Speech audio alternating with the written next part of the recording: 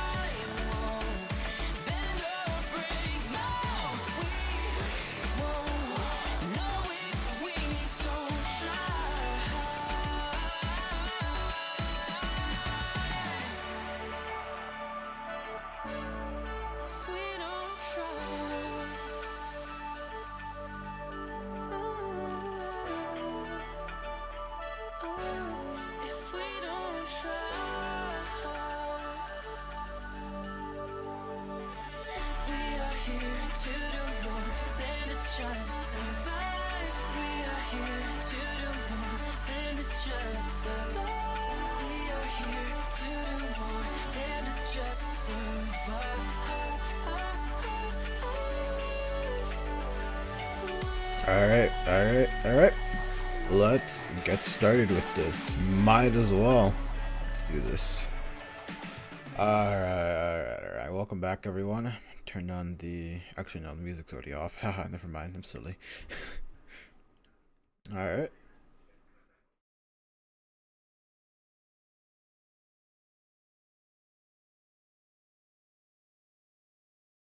Alright.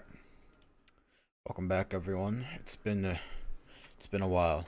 Not actually. I think we streamed like last week something. I think not Sunday. Saturday? No. I don't remember. We streamed on the 25th, so not too long ago. I think it was Saturday. I don't remember. Or was it Friday? Doesn't matter. Don't care. Welcome back, everyone. It has been a while though. Since we have done a proper music stream. So yeah, it has been a while. I think it's been well over a month at this point. Actually, I'm gonna check. Let me check real quick actually, because I actually don't remember. Uh, it just has been a while. It's just been a while, straight up. I think it might have been. I mean, I'm already here. I might as well just check it now. It's been about. Give me a moment. It's been over a month now. January 21st. But we're back. I mean, what else can I say? Let's just get into this. I didn't really have much planned. I just wanted to like. I know for a fact I wanted to do more like production streams. That was definitely a given. I want to do more production streams because I mean I kind of just want to show off. That's a bad way of putting it. I want to show you guys what it's like making music because it's not like oh this and that and whatnot. It's like there's a process that goes through this, and I just really like showing it off, or like just showing people, hey, this is how I make music, this is the type of music I make, and all that wonderful good stuff. Um, but yeah, let's get started. I don't know if I want to start with the remix mix. I've been coming back to this Nanamori remix. This thing, I've been working on this remix ever since like day one of me buying FL Studio. Like 4 years ago, I think, almost 4 years now. It'll be 4 years next month in April. But literally day one of me getting FL Studio, I immediately started on this remix. It's been 4 years and I'm still working on the Nanamori remix. So, I think it's safe to say I definitely do want to get that done at some point, and definitely want to get that done, but all in due time. There's still a ton of things that I'm changing. Like just recently, I've gone back more or less to fix mixing issues and just to overall enhance the track. Cause it was alright before, but like I want to make it better. I just want to make it better because it's a remix that means a lot to me. Um, and the original song means a lot to me, or the remix of the original song that I found means a lot to me. And the original song as well, so cause it slaps too. But we'll work on that later. I don't want to start off immediately with that. I do, however, want to go over um some of my older tracks or some tracks that I've thought I finished, but no. Um, where is it? You start. I guess you start. Yeah, I'm just going back to some older projects, going through them, and just going through and like just changing the mix up, polishing things up. It's been a while, and I've learned just so much about mixing this past like month for some reason. I've just learned a lot of new stuff. I've been applying a lot of new stuff, um, learning new tricks, just overall improving upon my production skills. And I kind of want to go back just to like older songs just to see and be like, okay, this is what I need to do different. Okay, I can make this better. But yeah, you guys will definitely recognize this song. If you guys are here at the start of the streams, every now and then this track will actually play. Um, this track will actually play. I don't think you guys can hear. No, not yet. I have it muted. Haha. Alright. Should be able to hear. Yeah, if you guys are here at the beginning of the stream, or are able to catch the very beginning of the stream with the loading screen, you might hear the song play. It's a song that I made actually. Mixed in between the law, couple of Monster Cat songs, or, songs from Monster Cat. But this one, yeah, this is something that I thought I finished, but I mean, it is technically finished. I haven't mastered, but low key, I just want to go back. I just want to go over it again. Just like see if I can fix anything, make it better in any way, add some improvements. 'Cause if not, that'll just leave it done.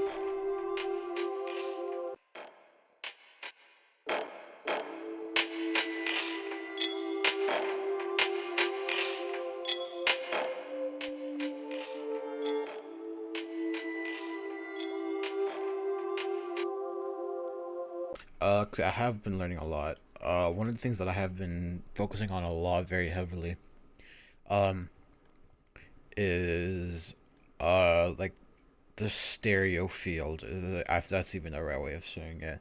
Um, Balancing out the stereo mix, making sure that everything's where it needs to be, that my tracks aren't too wide but aren't too mono at the same time. So I've been going through and just like checking old songs I haven't released. Not old songs, because the song has been released. There's nothing I can do about that. I mean, if I wanted to, I could make a VIP version, but I don't really feel like doing that. There's only one song right now that I'm actually working on making a VIP of. But that's for another time. It's for another time. But I've just been going back and using like a stereoscope, like M stereoscope. I really like using this plugin. Ozone Imager also works as well, and I think it's free. So I think Imager is free. I don't remember. Don't ask me where I got this copy from. It's alright. But another really good is like a M stereoscope, something that'll show you like the stereo field of a track. Just analyzing tracks and making sure things aren't too wide. Make sure the overall the track isn't too wide, but also making sure different parts of the tracks are at the right levels. You see how like this intro part's very, very wide. There's information going all over the place between the stereo field and in the left and the right channels as well. It's very, very stereo. It's very wide, which I don't mind, but it seems I would kind of like to tame it a little bit down, because the issue with things being very wide is that if like a speaker is like mono, like a cell phone speaker, you could say. I don't think all cell phone speakers are mono, but like I think a good amount are, or something maybe like a car car sound system. Not every car sound system can have like the built-in stereo surround sound and whatnot, or even stuff like old earbuds, like bad speakers. It's like if it's too wide, a lot of the information is gonna be not missing, but it's just not gonna project. Like it's gonna be a lot thinner. It's gonna sound a lot thinner. Not a lot's gonna make it through. Versus a very mono mix. Everything's gonna go through, but then that makes everything feel empty. Like there's no body to it. So if you open this back up. Like here the stereo field is like all over the place. I think when I introduced the synth, it just goes everywhere. Let me close everything just so I can have that one plugin open. Like you see it constantly going everywhere, which can be good, but like I said, I want to make sure everything is level. Everything isn't going too crazy. So like this thing right here, it's it's extremely wide.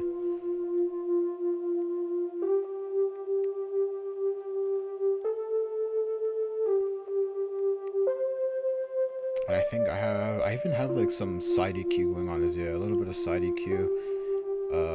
But it is a very, very wide sound. Actually, I kind of want to do. Another thing that is automating the stereo of different sounds.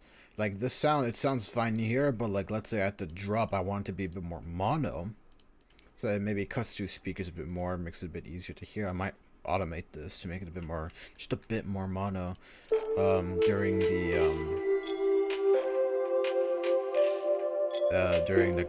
drop or whatever.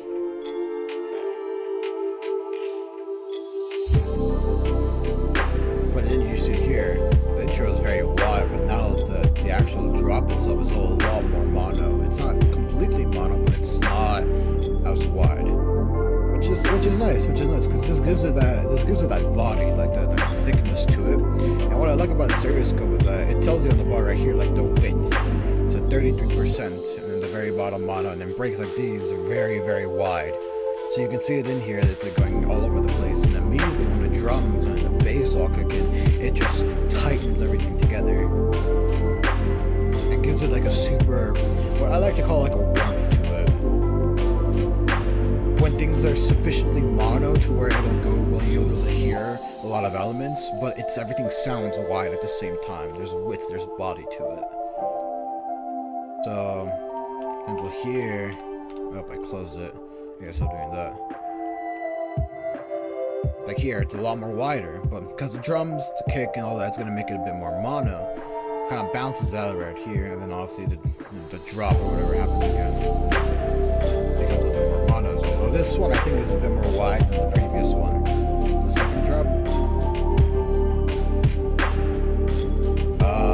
What I will do though is I have stereo enhancers. This is for that weird lead, this sound. So like I said, it's like all over the place. So I kind of want to tame it just a little bit. So for like around the drop, just make it a bit more mono. Not all the way, because now it doesn't have that width to it. Like something like that. Just to controller. Around, we'll leave it like actually 25 I think should be good. Alright, so just create an automation clip for that. Where is it?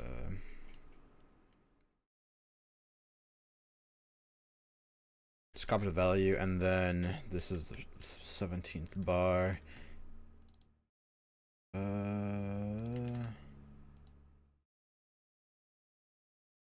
Yeah.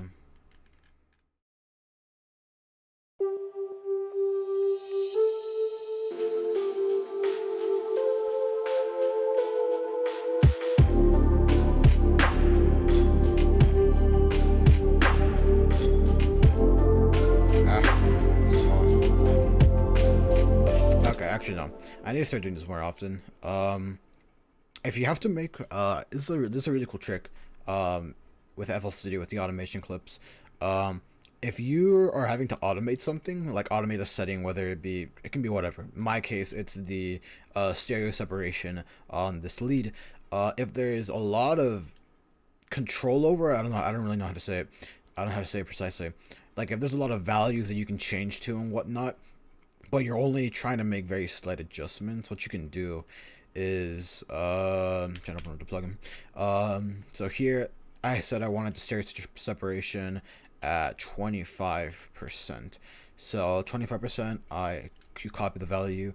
Where the automation clip is, the top left corner, where this little, I don't know what that thing is, but right here, the little thingy right there in top left corner. If you click on it and then go to channels settings, in the top like toolbar, if you go to where it says min and max, the output max level and the output minimum level, if you right click on max and then paste the max value that your automation is going to go to, that will make it the max. That will be at 100%. And then the min value to be like the default value, or the minimum value that that the automation level goes to. So for this, it would just be at the 50% mark, or the original state of the sound. So just copy the value, or you can also type it in as well. Channel settings, and then minimum paste value. So now the minimum value is the original, but the 100% mark is like the highest peak, or the highest like automation point you're going to. So it doesn't look like it's just a bunch of stuff, and makes it easier to especially when you're drawing in a lot of automations, like here for example. This is right up at the end, so here just before, give it a curve like that so it's not too sudden, and then same here right before the drop. And then just go here because it's gonna end off normally like that, and then just do the same. So second drop, or let's introduce here. So and it just saves the value. So, and then here, actually, I think what I will do, I will keep the ending more stereo. So now if we hear, I don't know how it'll be heard through like YouTube and whatnot, but like we can just see what's going on right here. Right now, intro the track, it's at the original stereo separation. Nothing hasn't been manipulated yet. But now it's a bit more mono when everything else hits. And then if we open up the stereo scope, we can probably better if you solo it. This is the original, it's all over the place, channel information going to the left, right channel, going everywhere in the stereo field, and then you see it, look how wide it is, and then it just gets a lot more tame. It's still pretty wide, but just, you know, just a bit. Just to, so it's not all over the place. I think it's something like Imager. I think it might, Imager might show it a bit better. But I kind of like using Stereoscope just because it looks cool. But if we go to Imager, wherever it is,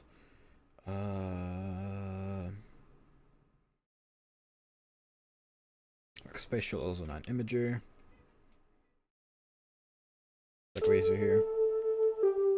Yeah, here you see it's like all over the place. The information is going just crazy. It's going left, right, and then it hits. It becomes a bit more control, you know. Still going crazy, but it's a bit more controllable. So that's nice. So that's something I would change so things aren't going too crazy.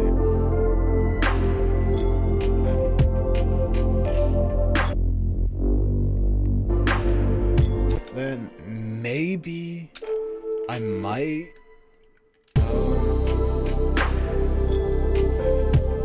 Actually, no, that's fine because this is a sample after all.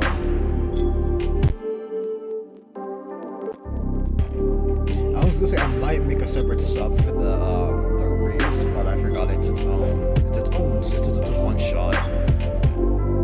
It's a one shot sample that I'm using, and it's fine.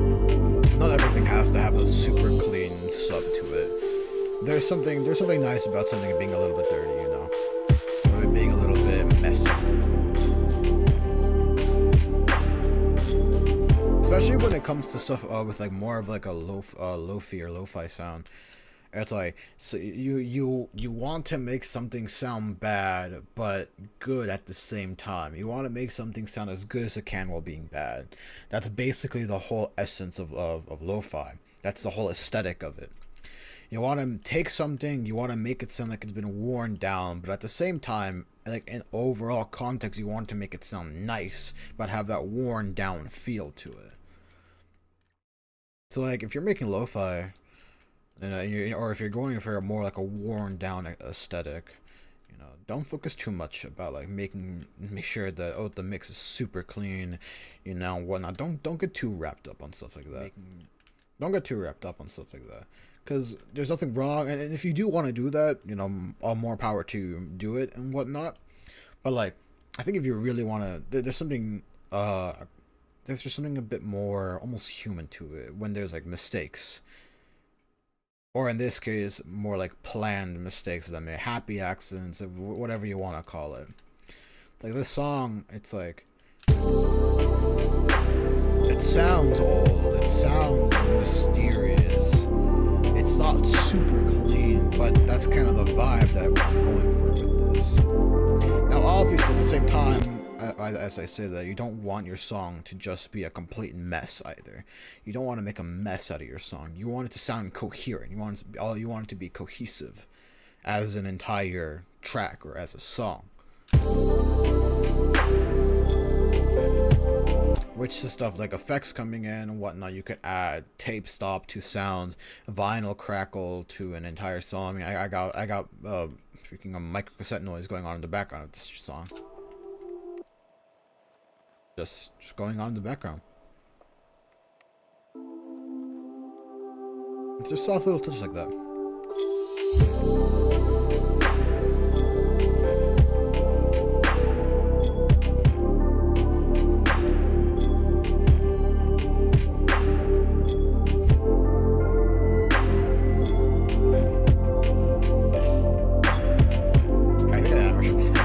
I don't know. I've had like a very big change when it comes to my drums now.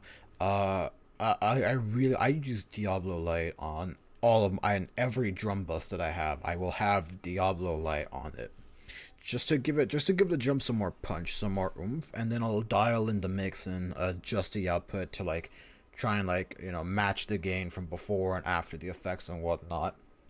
But before I used to always go with soft clipping.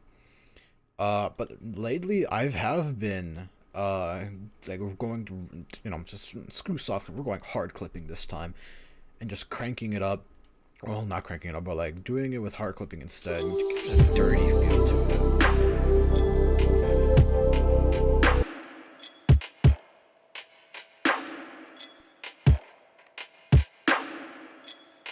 And it's not gonna be too much because you guys can't hear because I have the mix dialed back.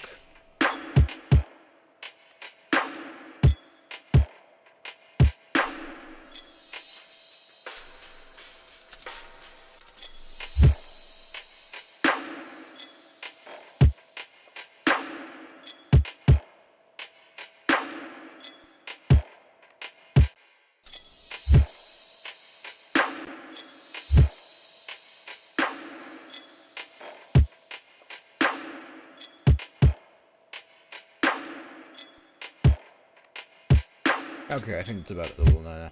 I wasn't sure if it was level or not, because like the thing was, that signals clipping was on, but you can just turn that off if it ever doesn't reset.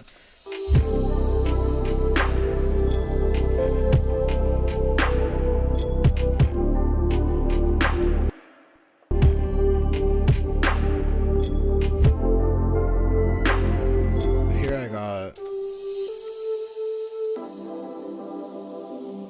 This thing's gonna be like super wide. Actually, it's also as I thought. It's gonna be a lot more wide, but it's a bit more clean.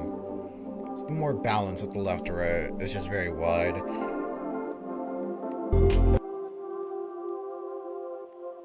And this sound, it is a little bit, but it's fine.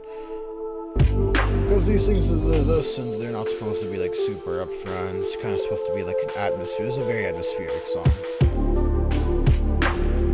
Very atmospheric track.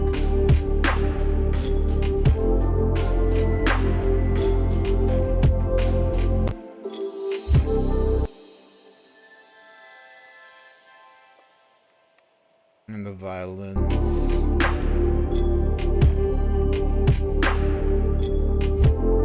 Just look at that EQ. It's a freaking man.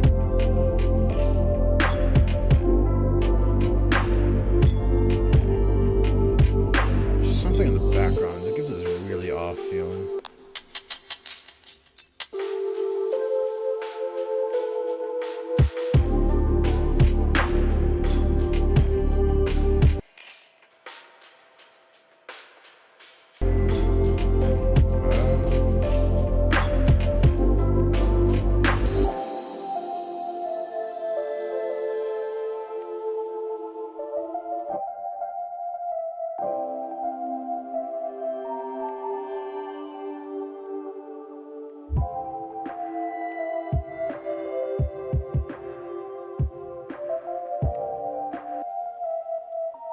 Oh, and I also do want to say, if you don't have M stereoscope, it's just what I like to use. But like, you can also use O as an imager to check the stereo field and stuff. But if you have FL Studio, if you literally just open up, like, just go to the master or whatever, go to whatever instrument you want to put it on, you want to measure it. I just go it on the leave it on the master, and then just individually solo things and whatnot. But just go to whatever effects channel you can literally, if you I think it's, if you just open up, like go to slot 1, open up to select the plugin, you guys can't see it because OBS is kind of dumb, and for some reason I have to use window capture for FL Studio instead of game capture. I don't know how that works, but yeah, you guys can't see the plugin window. I'm sorry about that, but it's not a big deal. But if you just open up the plugin window and press W, it automatically opens up Wave Candy. And Wave Candy also has a vector scope. It's it doesn't look as pretty. Like, being honest, it doesn't look as pretty as like something like Stereoscope or Ozone Imager. But I mean, if you don't want either, you just want something, Wave Candy has it as well.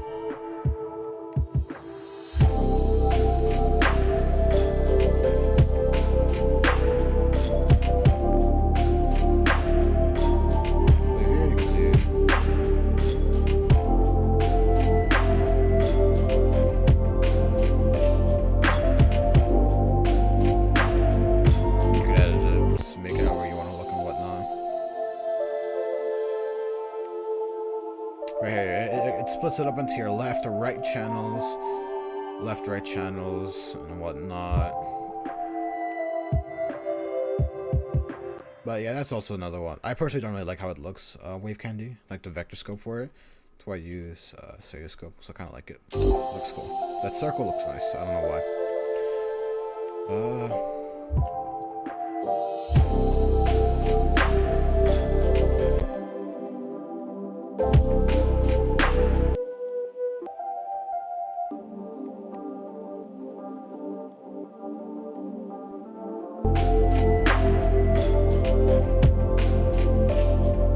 Like the reason why I have been actually looking a lot into stuff like this, into something like making sure the stereo field and whatnot is correct, just making sure the mix is like as good as I can get it to be.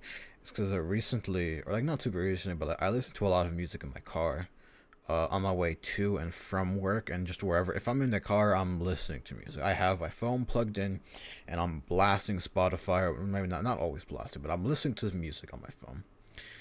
And I have gone, and as a music producer, like when you're mixing and when you're mastering a song, if you mix and master your own songs, but whoever's mixing, and when the song's getting mixed, when it's getting mastered, you want to make sure it sounds right. You want to make sure it sounds good in wherever it's going to be played at, whether it be through your $200 headphones.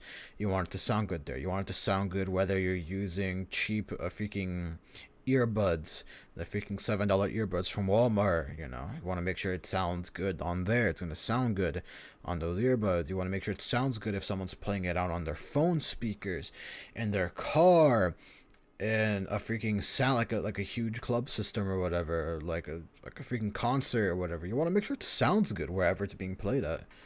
So like like that's always been a part of me, always finishing songs, or like making versions of different songs, like different mix downs, and analyzing them in my car. How do they sound in my car? If it sounds good in the car, all right, it probably has to sound good everywhere else.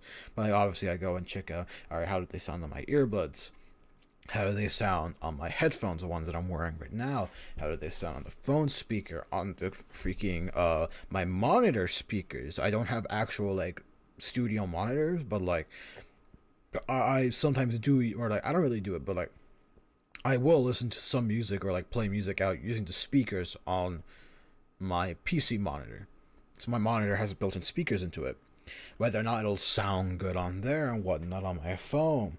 I recently bought a pair of in-ear monitors that have basically just like, it's what I use at home. Like I don't use wireless earbuds anymore at my house. I only use them at work. But if I'm at my house, if I'm going somewhere, I'll have my in-ear monitors. Like it's a cable, but like I love the sound quality of them. The sound quality is like the best I've ever heard. They're not super expensive either, so, but like they're nice. But like, I'll check to make sure that they sound good on there, because it's a completely different tuning than what a lot of like mainstream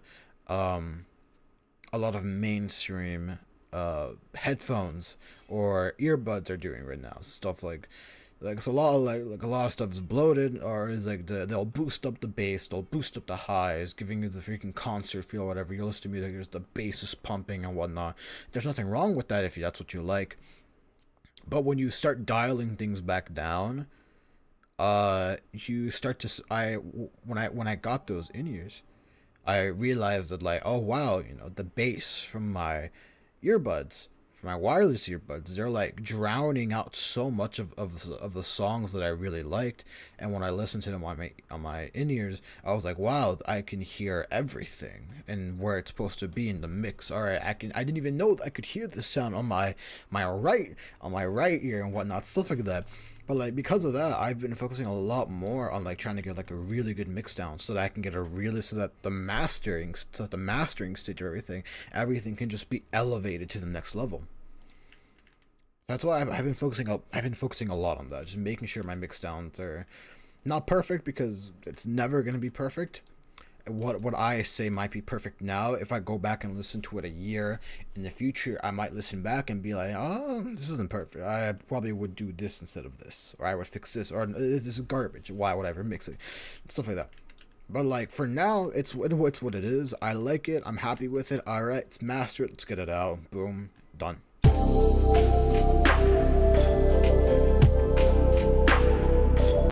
But because we have done some minor changes to this song, I am going to have to remaster it. And I don't really mind that, because I also have been remastering a lot of my old stuff that I thought were done. Just learning new mastering techniques, dialing down how I master, getting my process done, wrapped up and whatnot, to try and get the best of it, the best quality that I can, get the best mastering, just take everything to the next level. That's what mastering is. Mastering isn't supposed to fix a bad mixdown. If you have a bad mixdown, mastering ain't gonna do anything. It's just gonna make it louder. It's just gonna make your bad mix a lot more prominent. Like that's just kind of, well, maybe not, but like, you can't fix, like, if you have a bad mixdown, your master isn't gonna come out good. To have a really good master, you need to have a really good mix, and that's just how it is. Well, I've been talking a lot. I'm just really passionate about this. Like, I don't know, this year, I've always had a passion for music, but like, something about this year, it just like reignited itself again. Whereas I've been having so much more fun working on music, going back and finishing old songs, working on new songs and stuff like that. I've done it. This year's gonna be a good year for Hirokka. It's gonna be a good year for us. Hirokka. It's gonna be a good year. So watch out for new music. I don't have any releases planned yet, but we're working on it. We'll get it done out.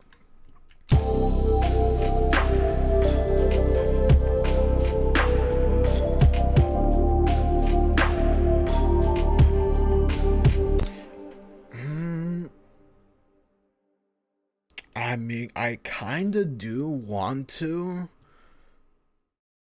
I actually do kinda want to add a separate sub. Just cause I want it to be a clean sub, kind of, now. So I really want to feel that sub. I think I might. Just cause these tracks, it's like, because they're super, there's not a lot of high end. Like, if you open up like a freaking, like, L-Zone 9 EQ, I would just EQ, you can see everything. Like, there's not a lot of high end in this. Like, there really isn't.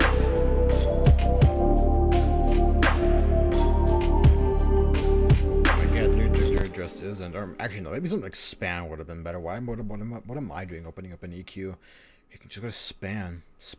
Where is it? I always forget where all my freaking plugins are in the freaking plugin window. Or the cup or span. Oh, there you go. FX Analyzer. What if like span? It's like, there's not a lot of high end at all.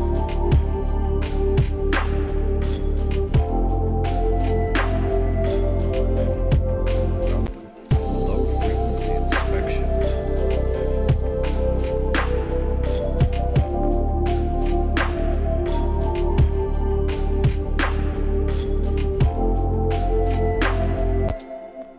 But something like that, there's like barely any high end. The only real high end is coming from cymbals. And it's not even that much.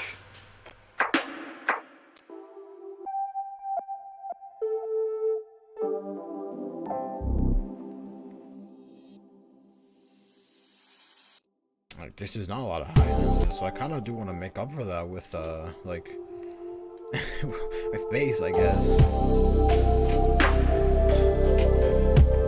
Make the low end sound nice. Very warm. Oh, maybe some titanium, maybe.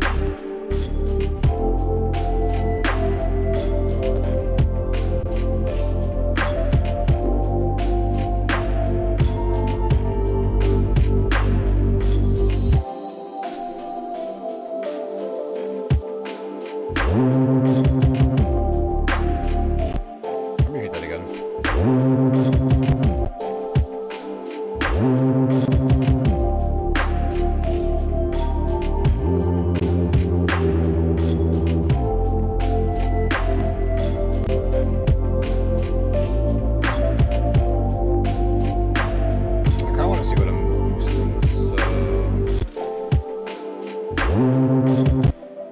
To the ending, so I love the ending of this song.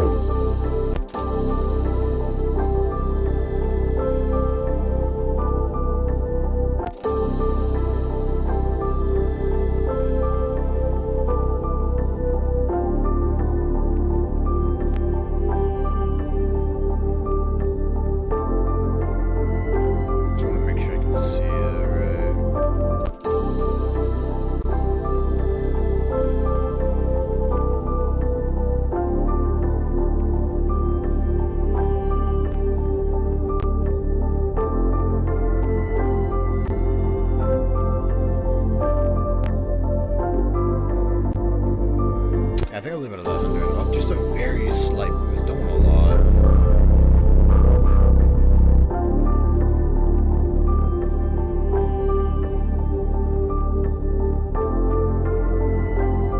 And then I'll just soft clip it at the end just to make sure everything sounds fine.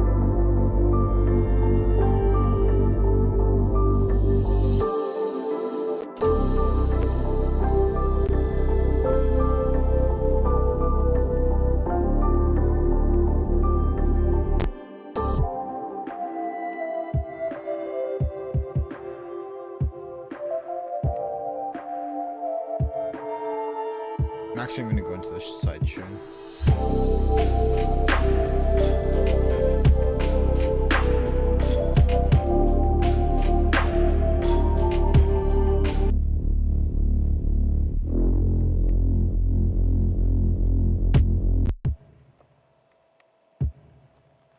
I'm gonna go somewhere. I wanna get the sidechain right.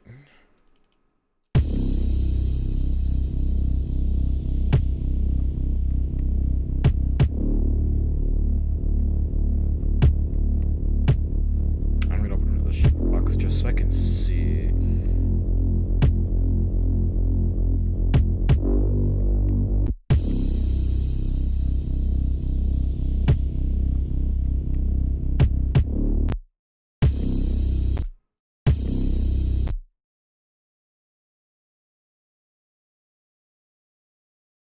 Close out everything again. Just got a lot of plugins open. Where's the kick? Did I put on? No, I put on drums. Okay. So this is the kick. I have it on the kick so I can just see the waveform and the timing of the waveform compared to what's going into the sidechain. Cause I'm gonna be editing the low end a little bit.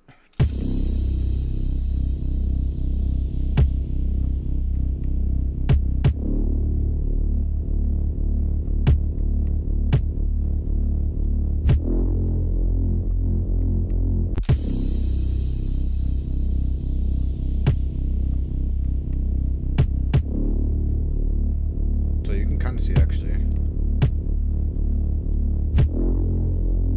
look at this first part right here.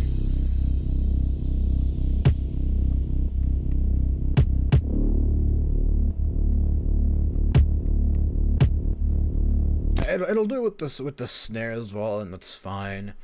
I still haven't figured out how to, because you can do MIDI switching.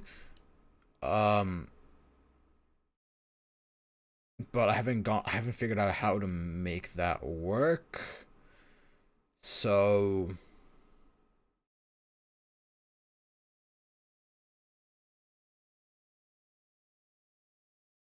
I haven't figured out how to do it yet. I think it should be possible though, because I want to have like separate sidechains enable for like kick and snare, because I want the sidechains to be different. Because kick, you obviously want that low end to duck out when the kick, because you only want the base of the kick to show up. And there's nothing wrong if you want a little bit of the sub as well, because it gives it a really crunchy feeling as well. From checking out my other tracks as well, the sidechain, and doing this as well, you can when you do the sidechain for the low end, it's like you really see how the low ends clash of the kick and then the sub. Because you'll hear that distortion, and on if you're using an oscilloscope or something that'll show you the waveform, you'll see it even better what it does, and you'll see what your sidechain is gonna do to that signal.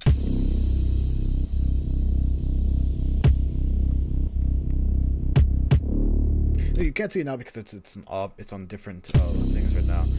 But actually, I think what I'll end up doing, I'm gonna delete the one on the kick, on the drums, put on the master instead.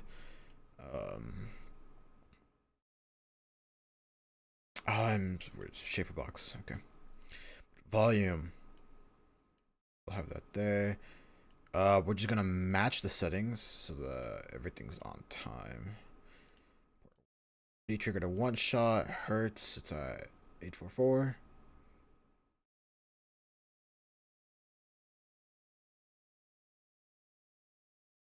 Alright, we got that now. So if you were to mute, let's say the sub, we'll see that's the kick, just so that we don't get any interference. There you go.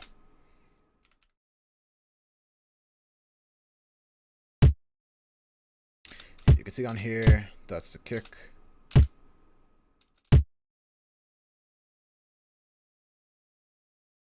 think there's a very slight delay. There's a bit of a delay. It's fine. So I do have a lot of shaper boxes open, so it's fine. I'll open it back up. So accounting for delay. So that's the yellow one is the master. This one on the left is like the master. If we were to enable the bass and turn it off, where do I?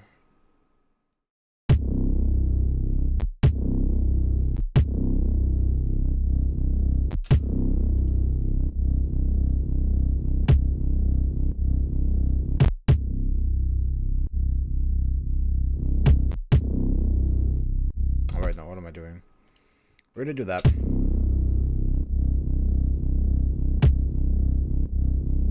can see on the master how the sidechain is shaping the waveform of the kick and the sub together. So let's say if we were to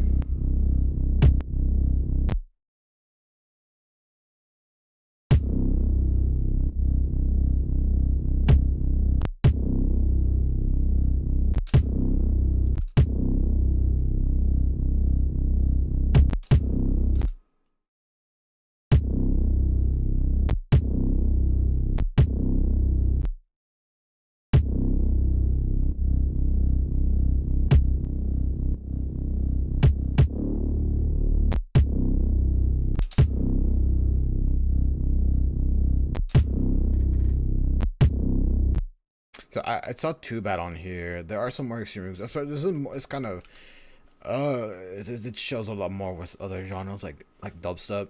That's kind of where I was using it, or like more like heavier genres. You'll definitely be able to see it a lot more. But I think for now we'll just leave it like just like we have what it was just a bit before. One shot.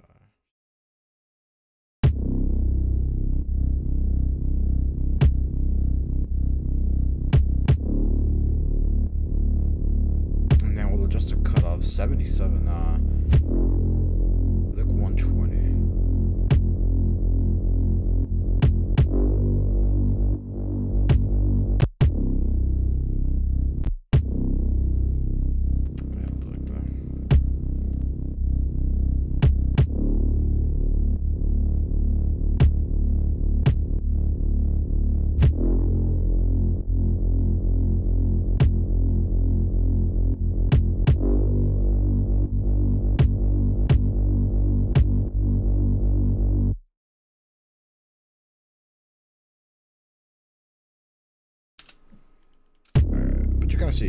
You kind of get the idea.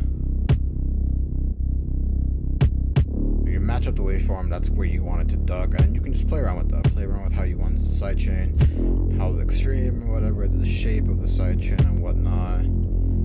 But I think for now that's good.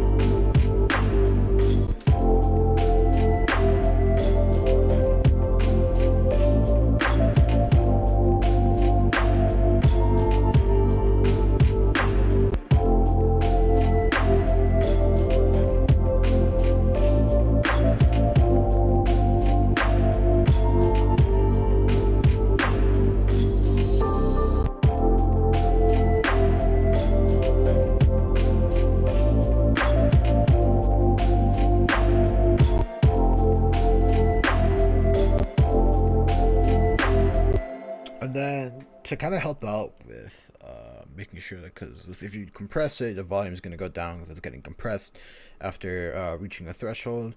Just to kind of help a little bit, you could use like something to analyze like the volume. So I do Julian loudness meter. I kind of, though I think I'm gonna just use Wave Candy because I know they have the meter. So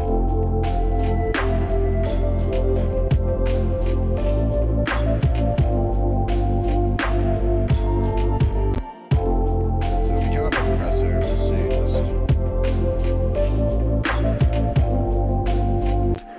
so around 1 dB minus 1 dB without the compression, and with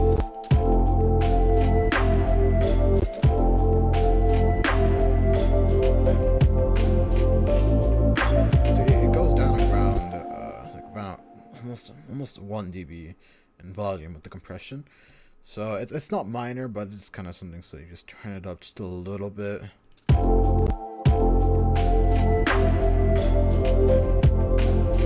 So I don't think it's enough. We'll do like 1.5, just to get a bit more.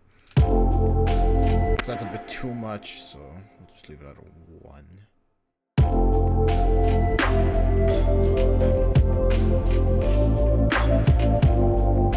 Yeah, that should be good. It's just a little bit of compression, just to kind of glue everything together.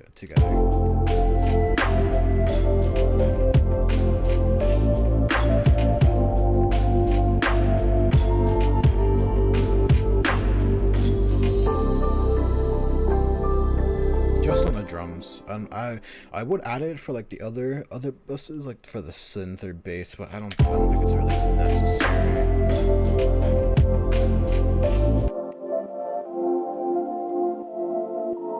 Maybe for the synth, because there is a lot of stuff in the synth.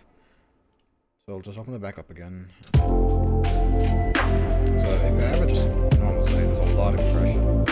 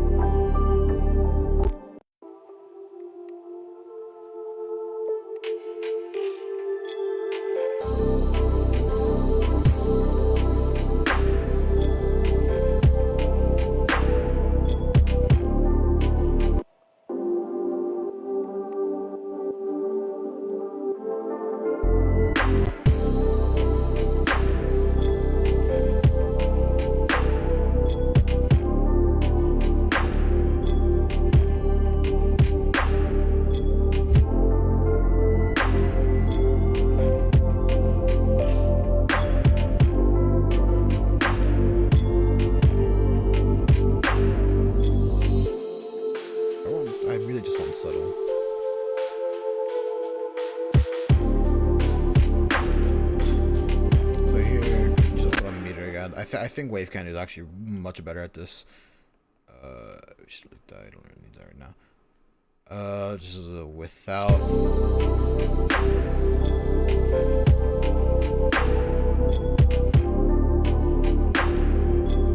now I'm gonna need to freeze it.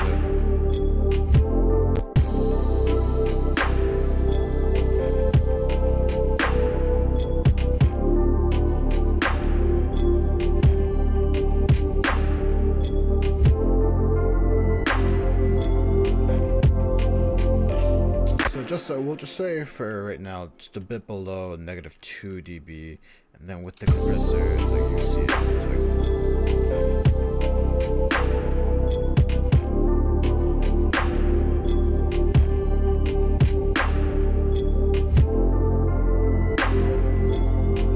So about a dB again, so we'll just increase the output 1.2.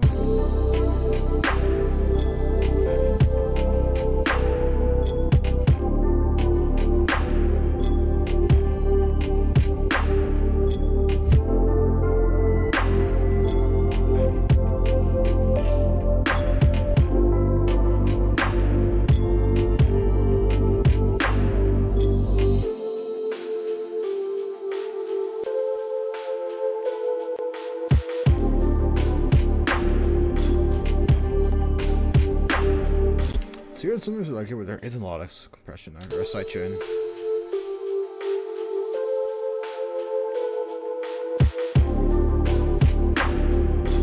The highest it goes like around -3.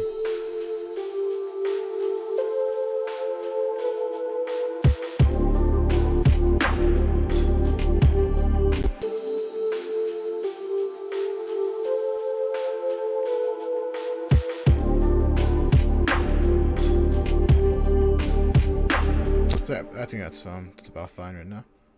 So I'll just get rid of that. Just a little bit of compression, not a lot.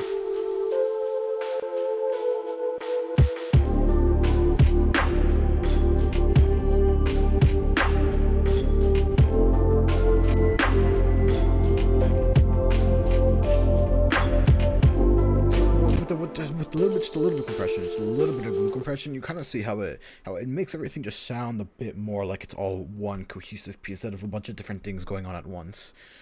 It glues everything together. It makes everything sound like as if it was like one. So that's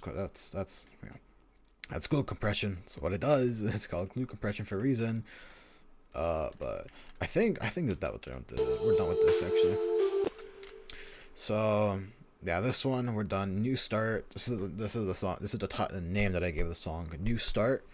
So this one is done. Without a doubt, this one is done now. I don't really know what I'm gonna have to go back and remaster it, but I don't want to do that on stream. It's gonna take way too much CPU. Alright, new start is done. We just saved it. Just save it one more time, just to be safe. And then we also had game over. Game over. I'm not even gonna take that one's done. That one's done. Maybe might go back. Who knows? I don't know. Not now. The new start. I did another one, couple like yesterday. I definitely gonna have to remaster. I would know about Hell taken a while. So let's go back and look at this. This is a bit different because this is unlike the one we just did. New start. This is a bit more like a beat. Not so much more like a lo-fi. It's like an actual, like, you know, hip hop beat or whatever, trap beat, whatever you want to call it.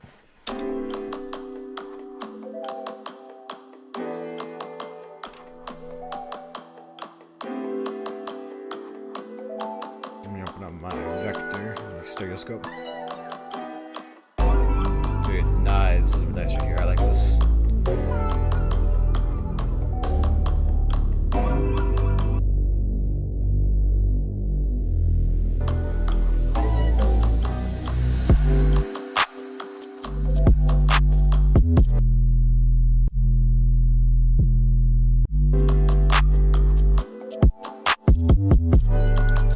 That actually looks so cool in the freaking stereoscope. Holy crap.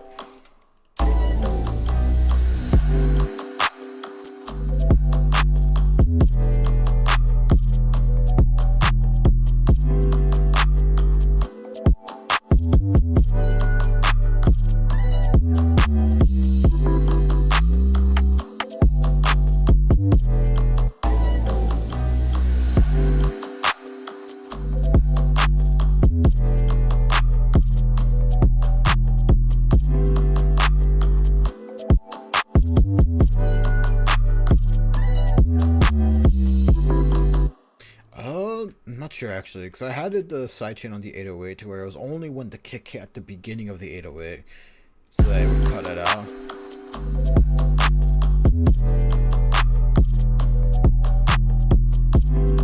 But I might add it just wherever the kick hits in general.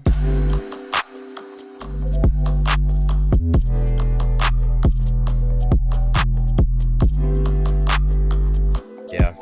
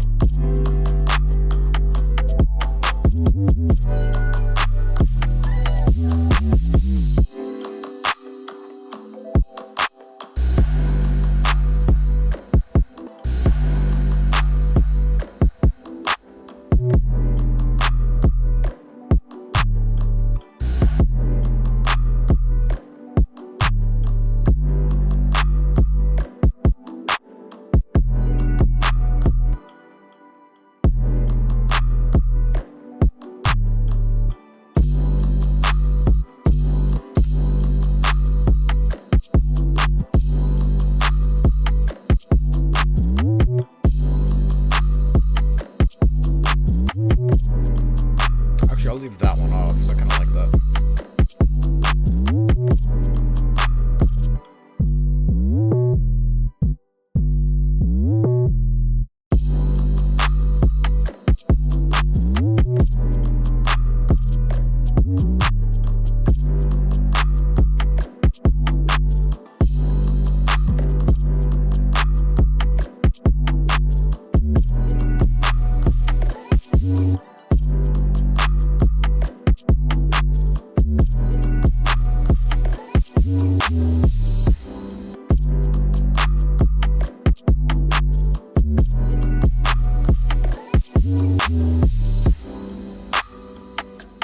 Okay, there, I like that.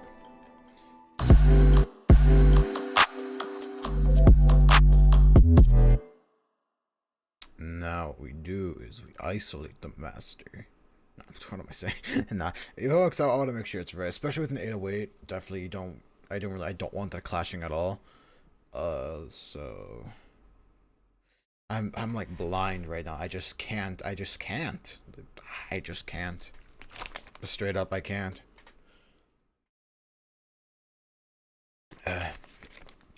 Like, I just can't. Alright, so this is gonna...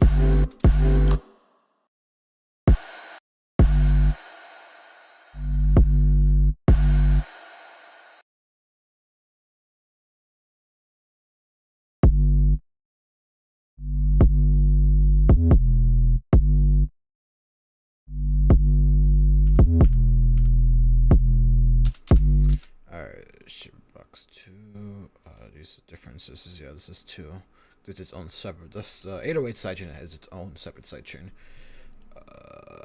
MIDI trigger, one shot, Hertz 745.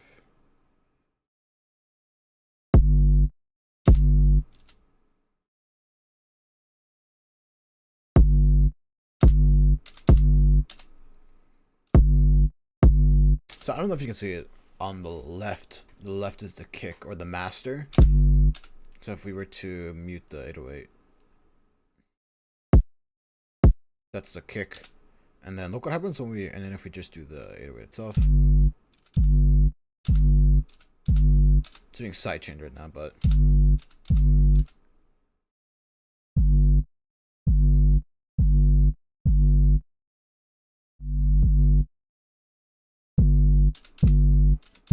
Oh yeah, that's the 808.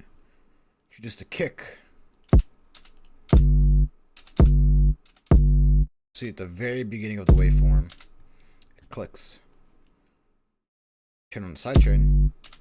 Doesn't do it as bad, but because I'm actually not, it does because the low end isn't even being sidechained right now. It's just the high end right now, top end. It's low split 100 hertz. I'll bump it up to like around 120. Yeah. So if we see the kick, it takes up this very first segment only.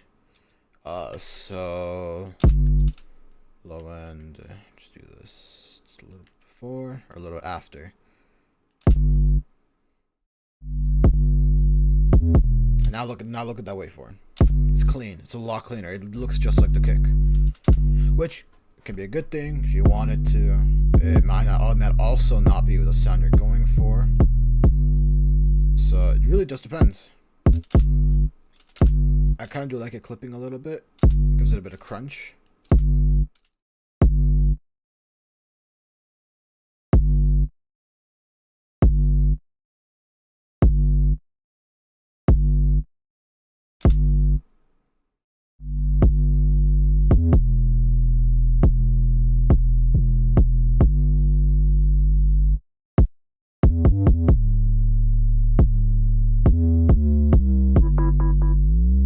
I think we're listening this. Just a little bit of editing, just not editing, just to see how it is, you know. Make sure everything's aligned properly and whatnot.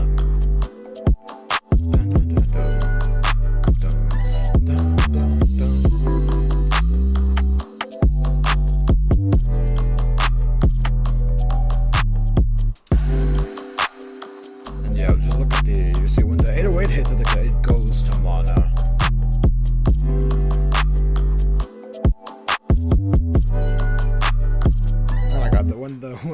way it just goes left, right, left, right. It looks like a spider. I love that.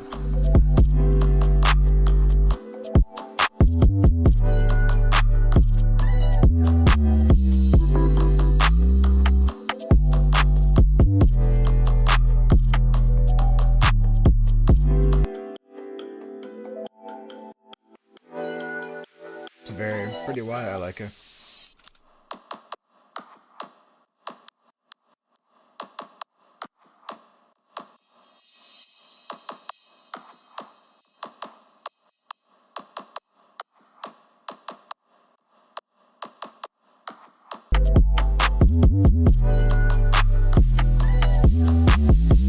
Not a lot going on. It's a pretty simple beat.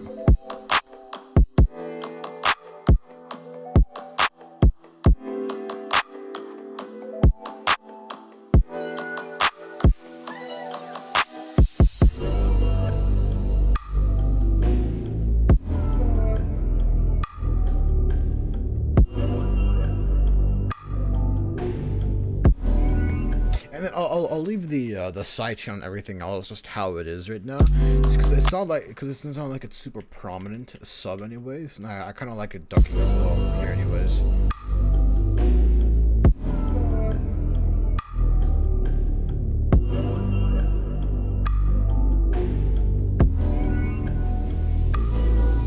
I mean, we could if we really wanted to.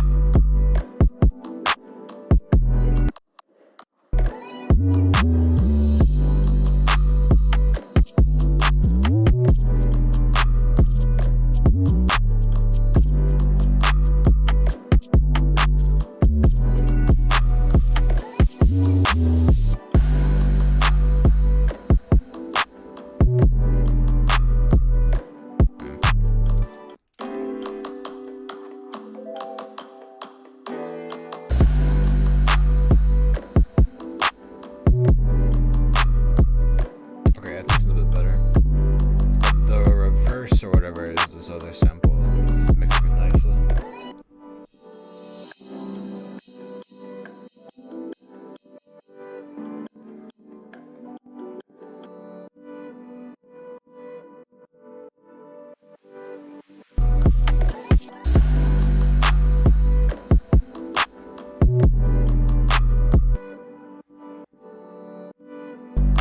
We have a little bit in the highs.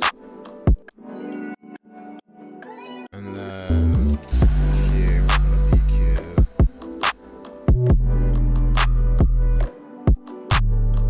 Around 600 hertz. Just a little bit before the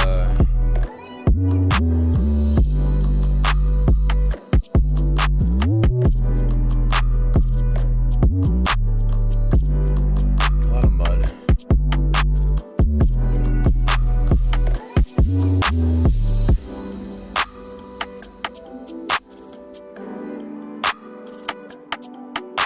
I think we'll leave the drums how they are.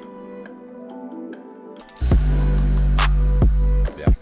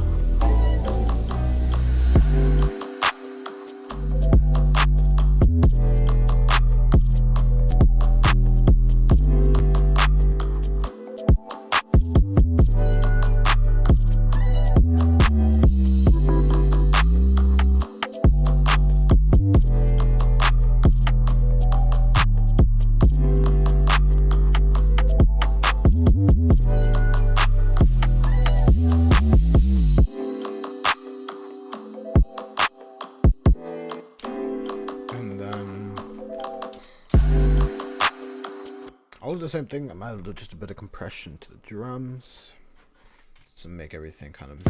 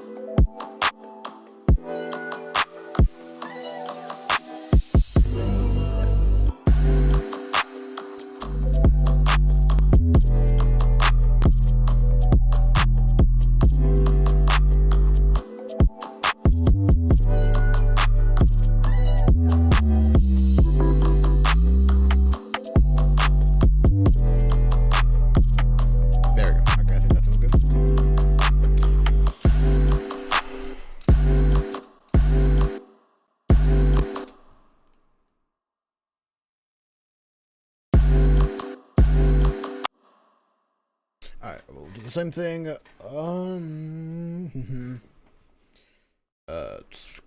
Just W. Just W and it'll open it right away. So this is without the compressor.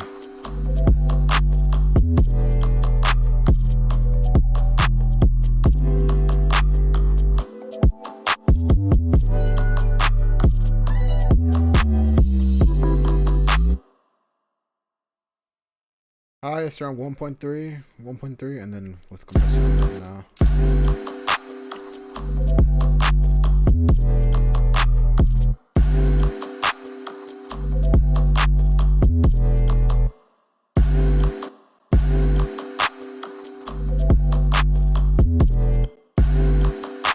Just a tiny bit more.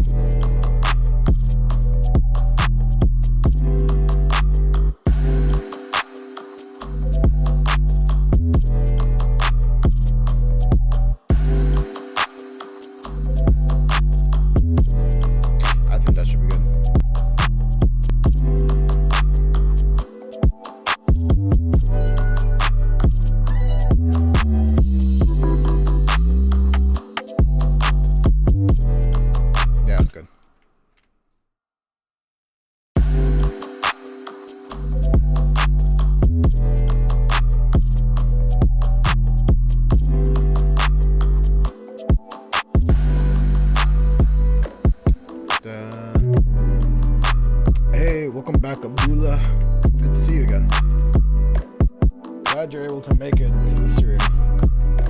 Been a couple days, but how you doing, man? Hopefully you're doing good. Hopefully it's not too late. Hopefully it's not too late for you. But welcome either way. Welcome to the stream. Good to see you back. Okay, I was paying attention. I was gonna look at the different levels of the synth. Oh, it sounds so much nicer with the second sample boosted up a bit. You're doing good? I'm doing good as well. I'm a bit tired from work, but that's basically every day. Glad to be able to stream though. It really does help me be not tired, you know. And it's even better when I'm making music as well, so I'm doing pretty good right now. Thankfully, you're also doing good.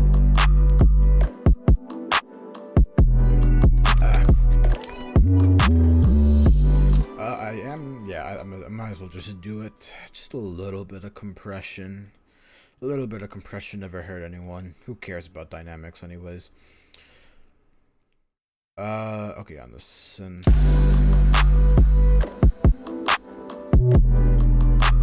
A little bit less. With the glue compression, you really don't want a lot of... You don't want to compress a lot. Like, it's literally, you only really want to be compressing like around 1 to 2 dB. Don't want to go crazy with it. Especially with the compression. You're just trying to make everything sound like it's all one.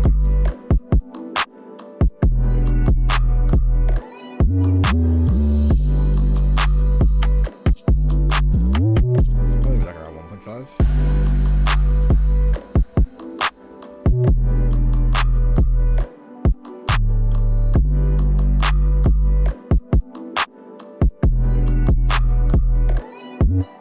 definitely does sound also not as loud.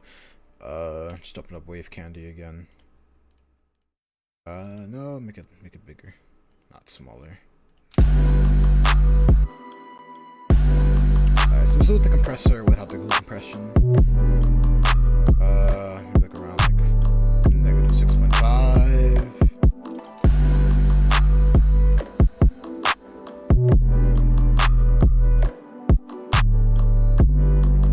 Around -7, -6, around there. We'll just say -7, and then with compression. I think it's about the same. It doesn't need a lot actually.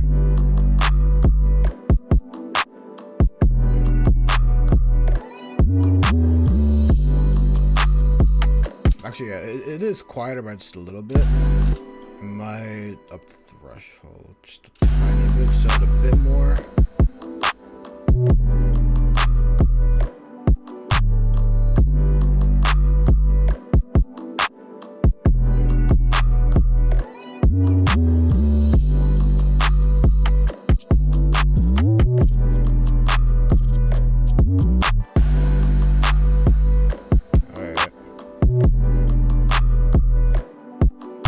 Actually, I think it.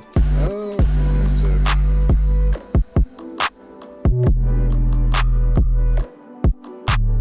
Yeah, it hits around like that part hits around about -6.5. With the compressor, it just hits around like -7. So it's just a small amount.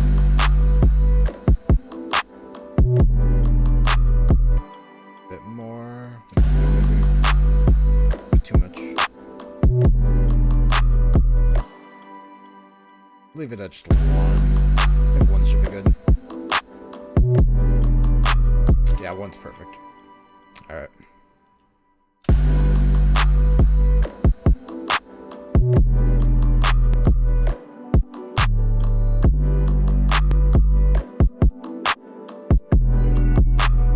Yeah, the compression just adds so much. It just glues everything together, which is good. That's what we want. Hope you're liking the beats, man. Hope you're enjoying it. I haven't made beats in a while, but this is an old beat actually. But just going back and like mixing them. So I really want to release these soon. Don't know when, but it'll be this year, that's for sure. Sometime this year.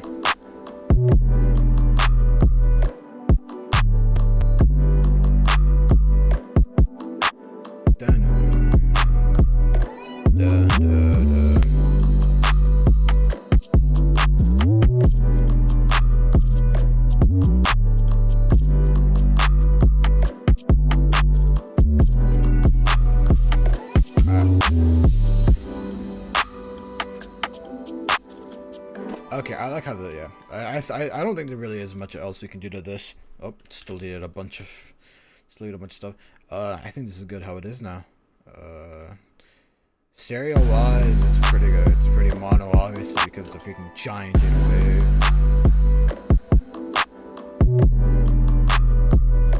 But yeah, that's sounding good.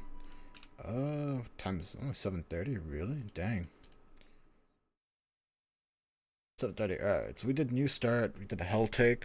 I did Wanderer the other day, and I don't remember. I'm trying to remember all the songs that were in it. Because that beat or that song, anyways, is. I mean, I might as well just tell you. It's no real point. Part of like you could say like an EP I'm working on, just like this really, I don't know, this EP it's just like really like down to earth music, just stuff you find you listen to, just relax to, like a lo-fi down tempo stuff. So there's New Start, Hell Take, Wanderer, Game Over. Wanderer I did that I think yesterday. I was working on it yesterday. Helltick we just did. New Start is already done. I might maybe go back, and then the stream ID. I think I did 2 of them yesterday. We'll go back to this one though, actually. Save changes? Yes. Do nothing. Yes, do nothing about it. This one might take a bit. This one might take a minute to open because it has a lot more plugins and a lot more stuff in it. It might take a minute, but yeah, this is one of my. Oh man, I don't know. These beats, these songs I've been working on, I've just been like, I've been working with like electronic music for so long, and then just taking a step back, and just making just like this really super down to earth or just down tempo, just lo-fi, whatever you want to call it, lo-fi, down tempo. I think down tempo is something completely different anyways, but just like super nostalgic and very eerie like tracks. I remember Game Over. It's the old version of it is actually on YouTube. You can check it out on my channel, Game Over. It's just like it's called Game Over because the entire beat sounds like game over. Like it's the end of the line, and this is what's playing on the background. You were working so hard on a freaking Pokemon run or something. I don't know. What came to mind, or what my friend made me think of, was Deltarune. When he listened to it, he said that it reminded him of like a song that would be in Deltarune. So just imagine just like a game over scenario. It's like it's done. Like you did your best, but it's over. And it's just a really it's a really nice beat just to listen to and like just enjoy. It's a really not sad or depressing, but like it's just super. It's such an eerie sounding song, and I really like making music. I've been really putting in a lot of time in making songs that sound a lot like that. I really hope this is opening because I'm looking at it now and I think it might have crashed. Because it hasn't moved at all, hasn't no loading, nothing. Yeah, it crashed. Oh, great. Here's to hoping that it doesn't that it uncrashes itself. Dang, no. Of course, it's Analog Lab. Analog Lab is always like this. No. Yeah. Come on, please, please, please. I have hope. I have hope. Please, I have hope. Okay, yeah, no, it's not. It crashed. It's done. Alright, I'm gonna try opening it up one more time. Hopefully I can open it, because I really want to show you guys. For those that haven't listened to it yet. Or, well, not Game Over, but the one that I was trying to open up. Stream, yeah. Do nothing. Hopefully it loads this time. I'm hoping it does. Kind of wish there was like a progress bar, not gonna lie. I don't know, image line, you know. I like a progress bar showing like if it's like whether or not it's frozen. Okay, it's not frozen, it's loading. Okay, it loaded this time, thankfully. Thankfully, it didn't crash again. But like sometimes it gets so nerve-wracking opening up a project file and then it's seeing, oh, I have Analog Lab 5 opened up in this project. This is a 50-50. 50% chance it's gonna crash, 50% chance it's gonna launch normally. Most of the time it crashes. And then I have to reopen it again. And then usually it works out perfectly fine after that. Okay, there you go. Yeah, this one's a completely different mood. Game Over is such a like a very eerie sound. This is just, I don't even know how to describe this. Like, what is this? It's like, I don't know. I've just been really making more atmospheric stuff. This one isn't as atmospheric, but like, you know, it's really nice.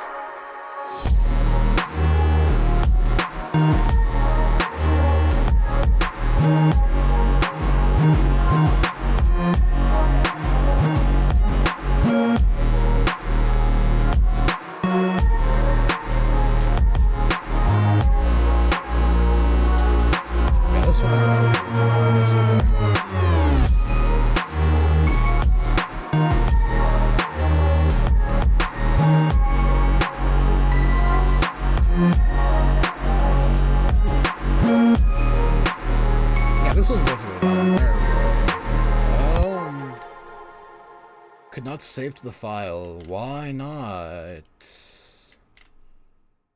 Okay. I mean, I already worked on it yesterday. There's nothing much I'm really gonna be changing anyways. Just kind of show you guys a little bit. Kind of the stuff I've been working on. Just really weird, super down to earth stuff. like exciting, but like atmospheric in a way.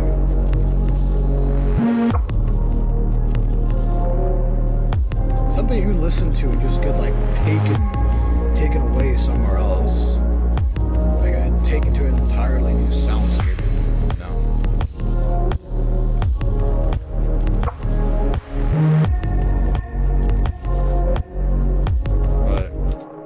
Yeah, for some reason it's not wanting to save, which is fine. Since I worked on this yesterday, but I just kind of wanted to show you guys a little bit of that.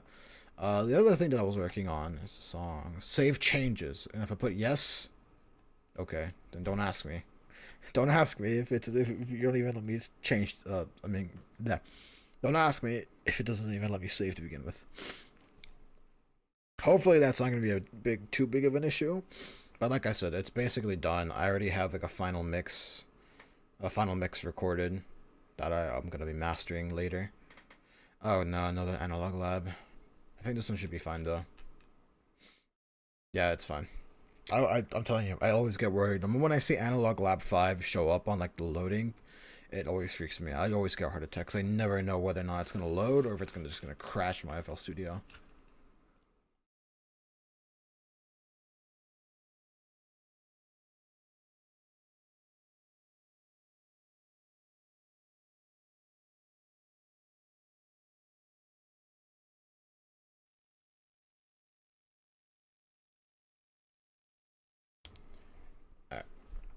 This one, I also worked on this yesterday, but I don't know. I don't think I really finished anything. Just kind of listening to it. Oh yeah, it's this one. This one's also a weird one.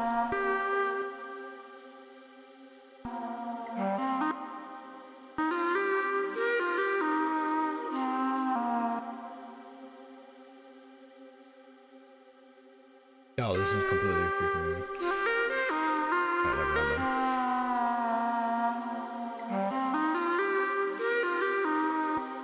then. This one's a bit more on the eerie side, but this is very strange.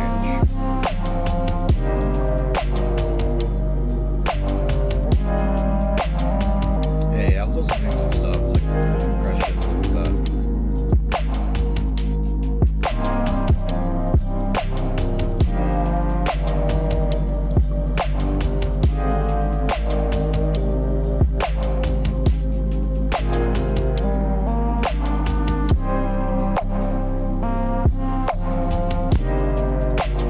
Oh yeah, this is a track. There's an element that I added at the end that I wasn't sure if I wanted to keep or not.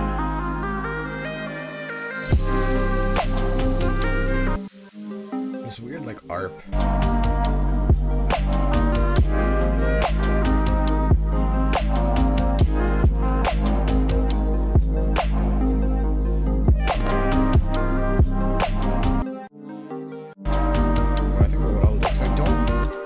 Like that buzzing sound.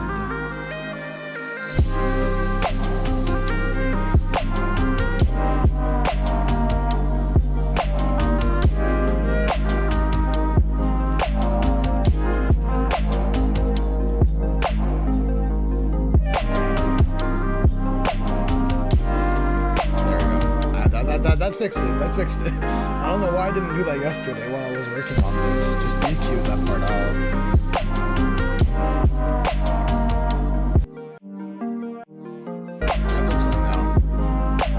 Really did not like that one part.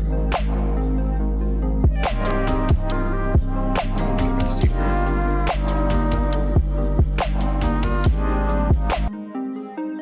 Yeah, there we go.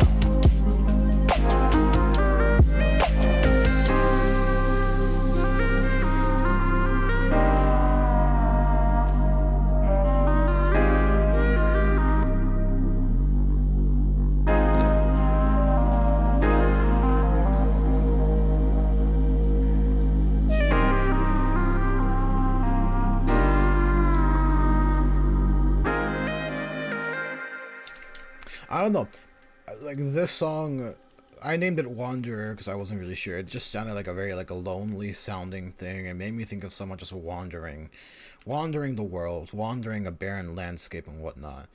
But I don't know. I just been finding these like these samples. I think this one, and then the sample that I in the track that just did that one.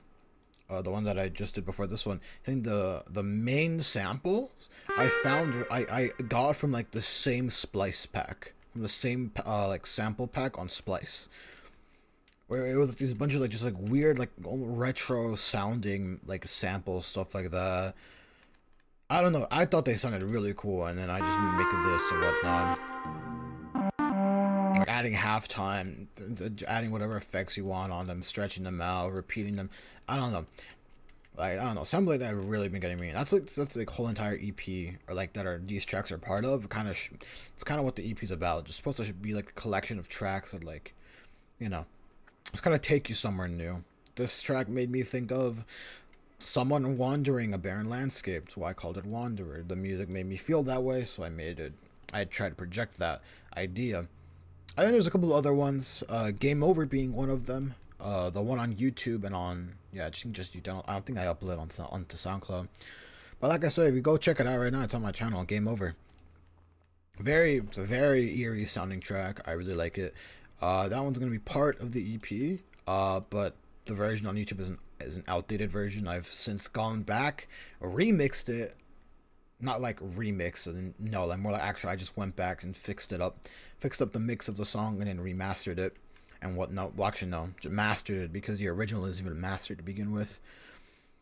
But I redid the mix, mastered it, and that one's done. I'm probably not gonna be touching that, and if I do, it'll be minor changes like what I've been doing, just going in, making sure the stereo fields are making sure everything fits in, everything fits nice. But go check it out if you haven't already. It's on my channel, Game Over. But yeah, just some of the songs that are gonna be in that EP whenever that comes out. So, and also another song that's basically done. I just haven't decided whether or not I want to send it to a label and have a label release it, or if I self-release it. That I don't know. But for the last bit of the stream, I'm probably not gonna be streaming. If you love the stream, thank you, appreciate it. Yeah, go check it out whenever you want. You can check it out right now, after the stream, whenever. Check it out. It's a really cool song. I really like it. I really liked making it as well. But yeah, enough down to earth stuff. It's time to shock the senses a little bit and go into from beats to down tempo to lo-fi, and now we're going straight to hardstyle right now. I'm not gonna be streaming for much longer, but until I end the stream, I'm honestly gonna be working on the stream, because this is I don't know if you were here. Don't know if you were watching at the beginning, but I was talking about this remix, and it's also like in the title of the stream, the remix, obviously. But this remix has been in the works for over 4 years. It was the first ever project. It was the first project I started in FL Studio when I got FL Studio on my birthday 4 years ago. So the day I got FL Studio as a gift, I immediately started working on this remix because the song means so much to me. It's such an amazing song that basically shaped my childhood and who I am right now and what I listen to and whatnot. And so I was like, you know what, let's make a remix of it. And the original song is Nanamori by Kotori. So you should go check it out. It's a pretty good song. But I decided he released the stems for it, so I might as well remix it. And I've been remixing it for like 4 years, and I'm still not even done. I've done a lot of stuff to it. They have a pretty big project file. It's all over the place, but it's gonna get done. Trust me. I'm getting closer to finishing it. But I just love how like the original is just like this like dubstep, and then I have decided, you know what? I'm gonna make a hardstyle remix out of it. Oh my god, that sounds bad actually, holy crap. I don't know if it's because I'm streaming right now, but like the side chain.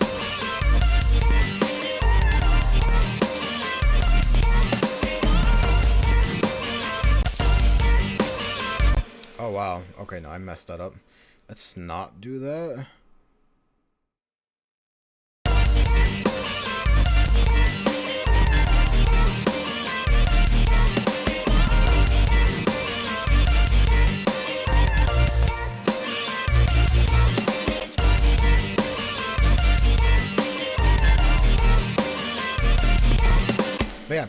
wanted to go for like I said, hard style, and then kind of mix in a little bit of like, cause Kotori, his like style has changed so much in such a short amount of time.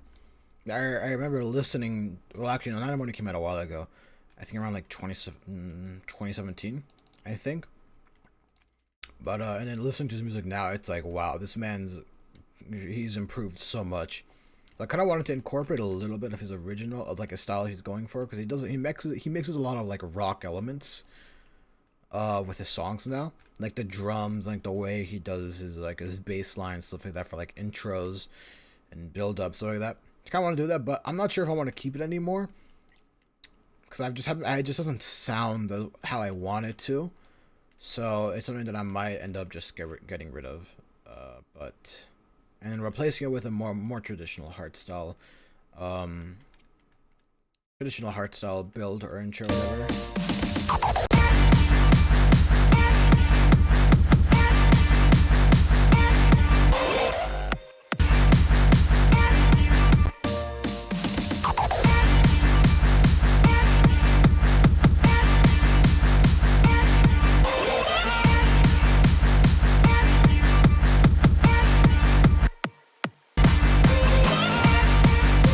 This part's basically done. This part's basically gonna be the same. Only thing I might change is maybe the guitar. I don't know if I really like the tone of the guitar anymore. But yeah. What I will definitely be working on is the drop. The drop. Oh.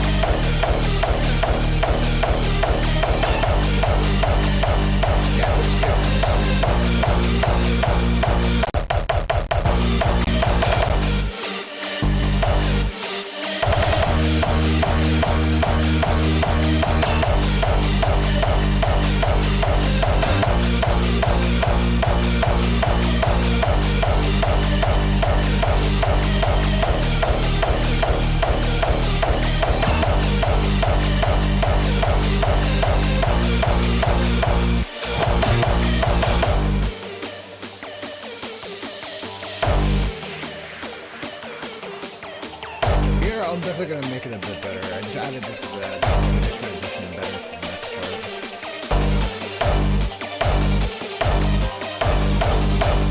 It's fucking.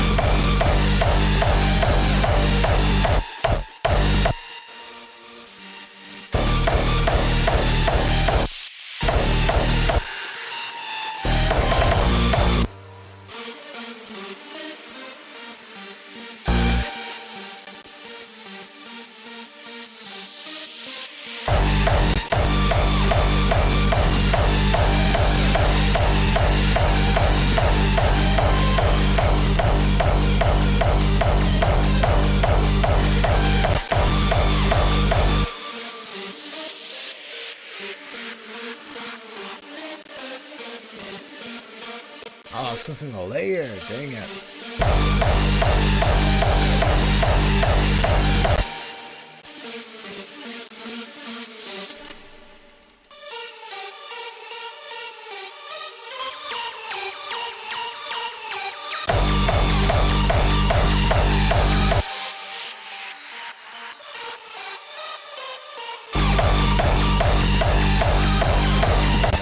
Better octave down.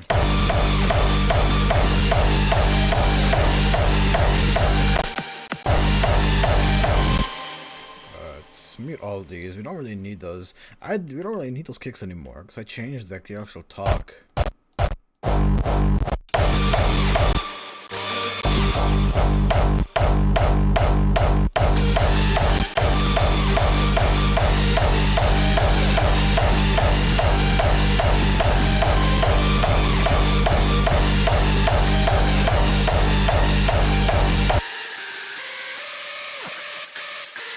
I just realized these aren't. Why is this one not being side? What the crap? Right now, actually, no, don't do that. There you go.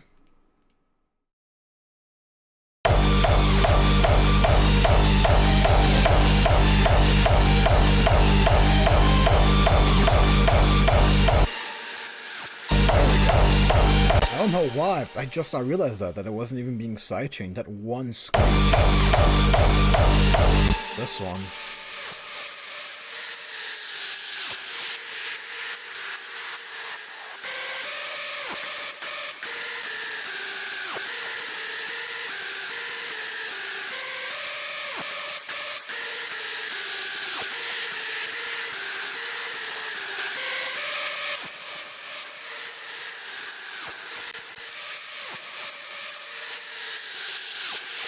Honestly,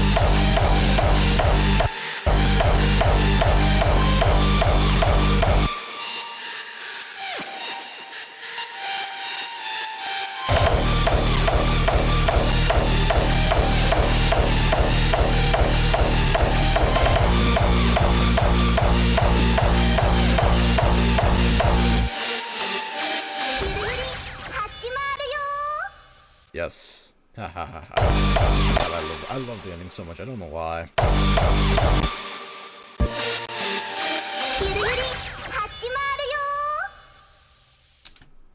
Okay, this part I think sounds better now. I think, yeah, I think changing the kick, because I had the, this is the alternate, this is the original. This is the original kick.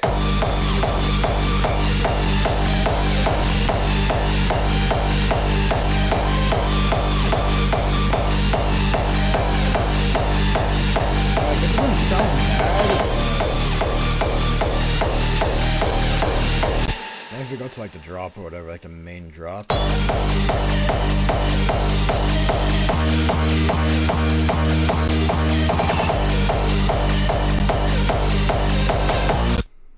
Like, it just doesn't sound as strong as like something like this.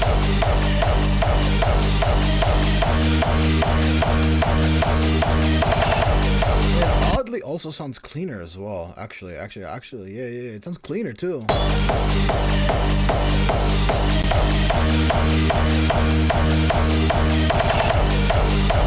actually does sound cleaner. I didn't even realize that.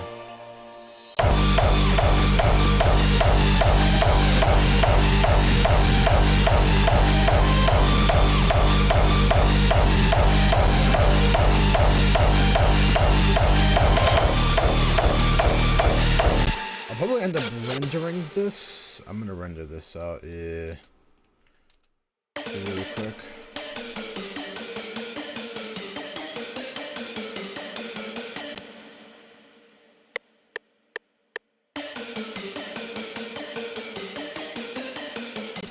I'm recording it. It's not even like taking anything in.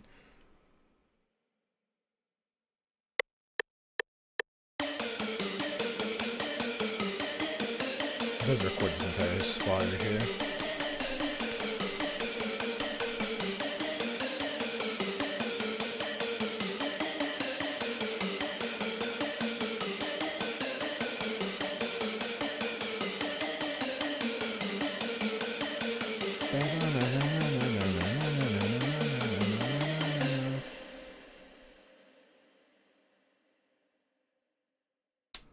Alright, we'll leave it at that for now. No, don't do that. Don't delete any of that.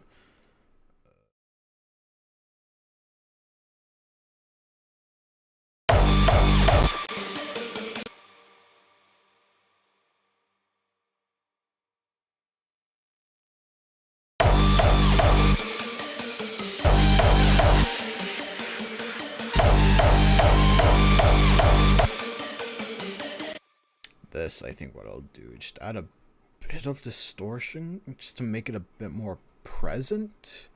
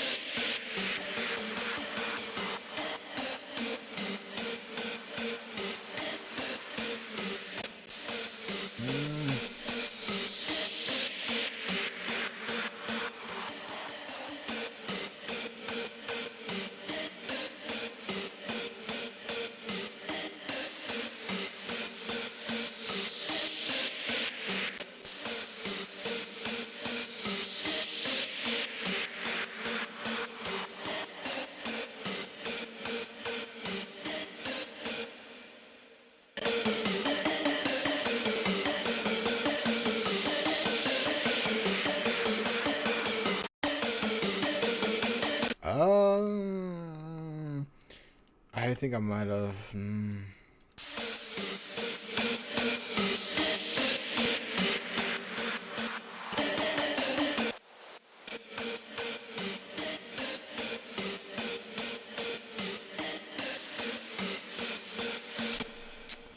I think I might have.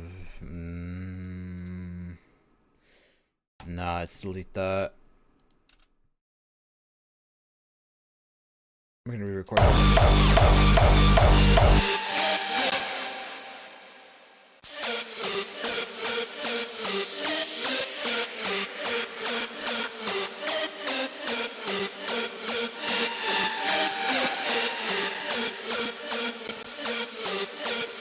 record the sidechain input instead. That's what we'll do.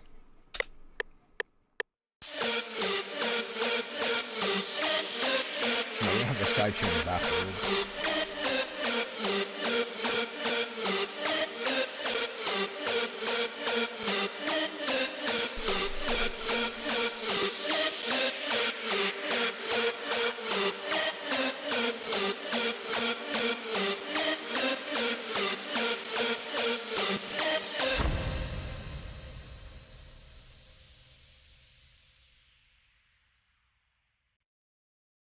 All right.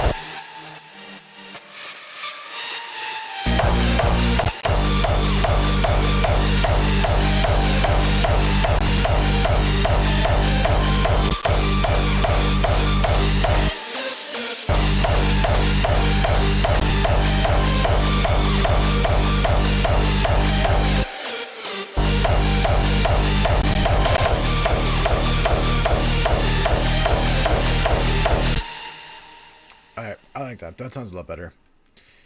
The issue was I kind of did mess up a little bit. I tried using the layers, cause you can have like a layers for like in FL Studio to like have one channel control a bunch of different other channels. Using one layer so you don't have a bunch of stuff and a bunch of different, they're all different layers of one. You can have one control it all. Only thing is that like it's good for like that, but like to make individual changes, like if you want to have one channel one octave higher than the other, and you have to do that manually, and I don't know, that kind of a bit hassle. But this is my first time using layers in FL Studio. Was this project? So you live and learn. I don't know if I'll be using it in the future. The idea is cool, but I don't think it fits my workflow. But I'll just be using it for this project anyways, for this remix either way.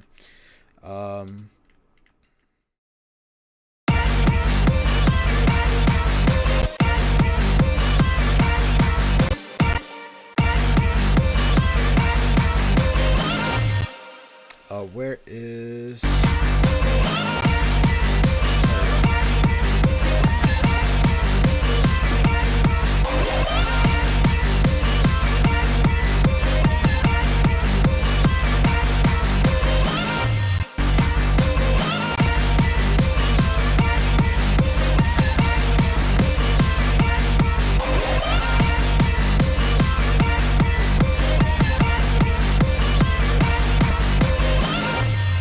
That's fine how it is. If I need to, I'll just change things later.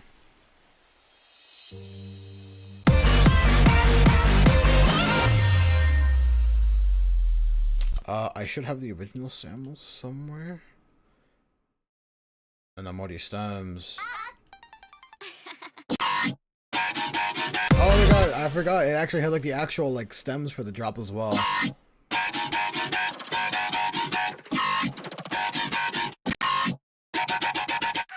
It's fucking. Oh my god! That was kind of cool going back. It actually brings like a lot of memories.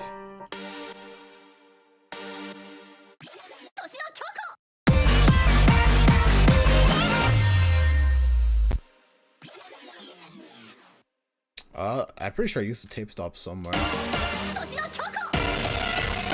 Ooh, wow, that got very, very CPU intensive.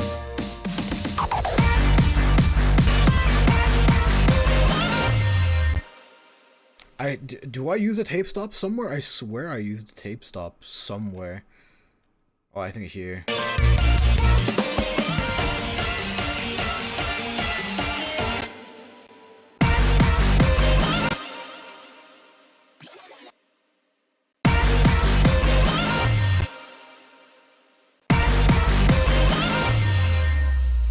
We'll leave it without it.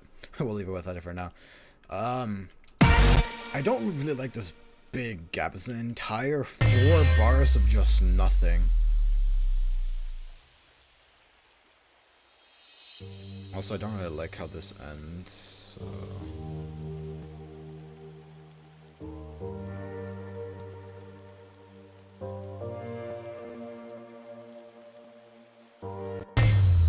There you go.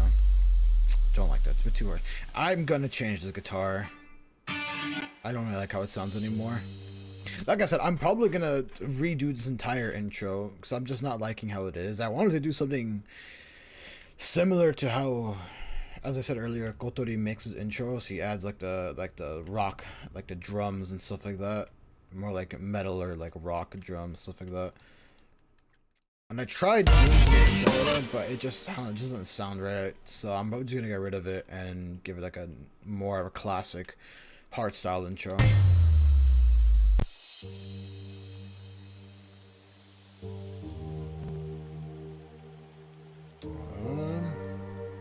Not sure about this part.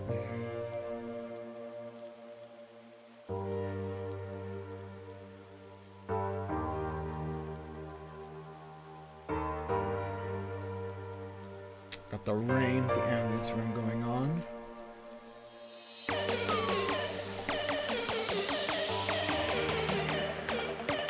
I have all of that already rendered out because this is very, very, very CPU intensive and all these strings at the same time.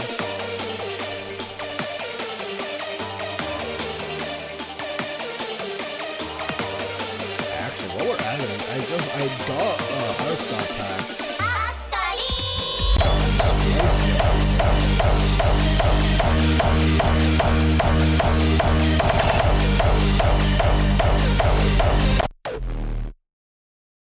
It's the wrong pack.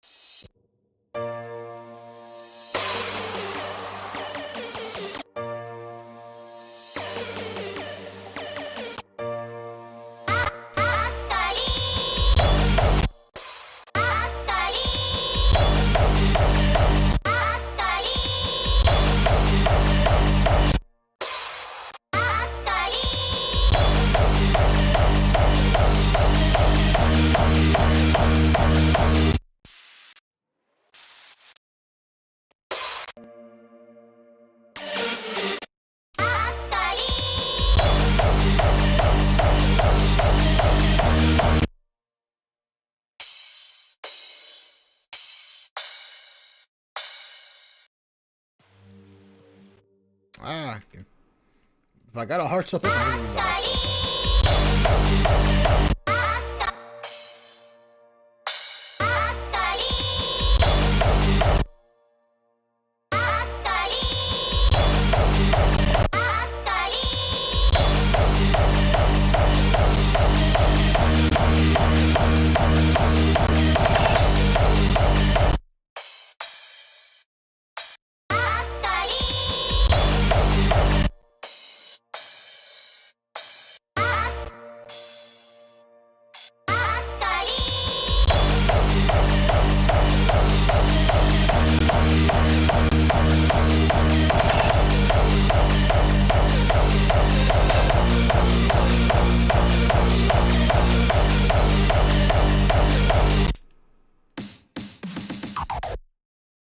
Oh, I recognize that.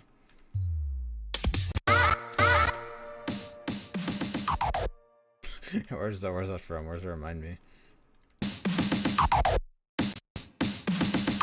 Oh, I've already had this one before. That's cool.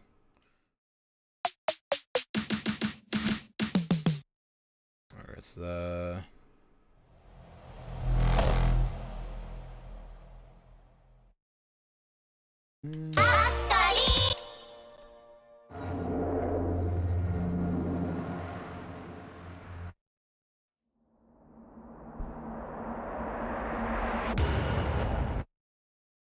okay. So looking through the stuff right here. That's kind of cool though.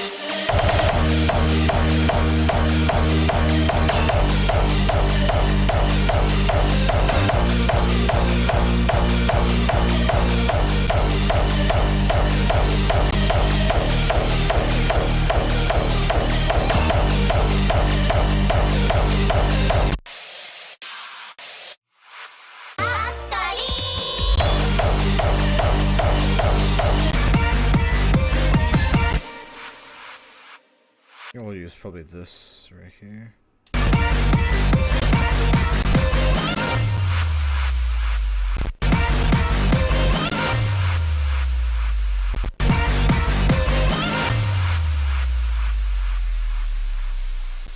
No.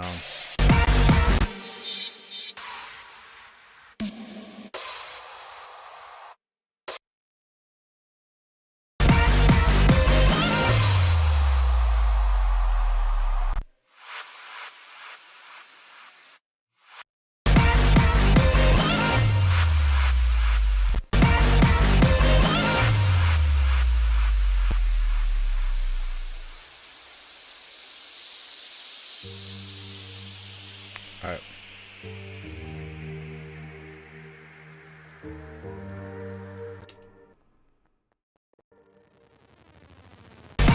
What's like?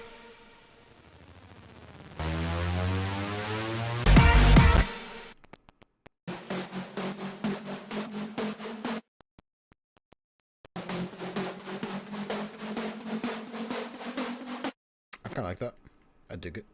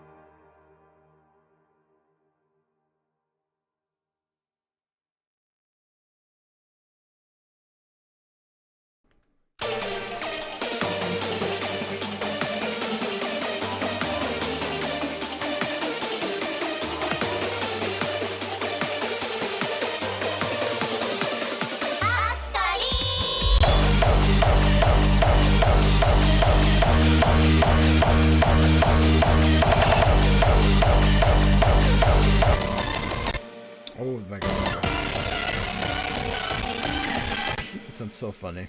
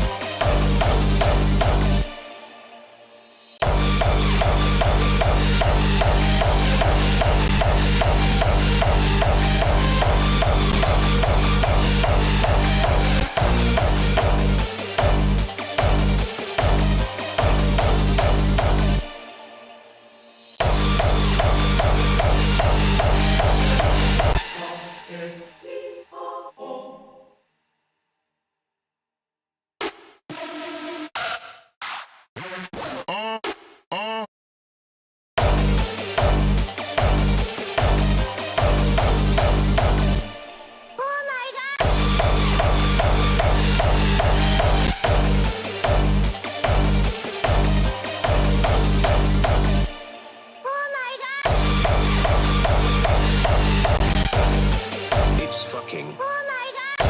It's fucking.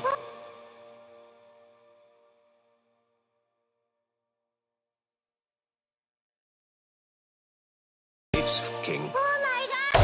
It's fucking. Oh my god!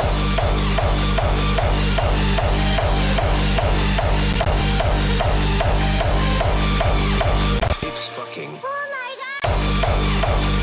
It's fucking. Oh my god!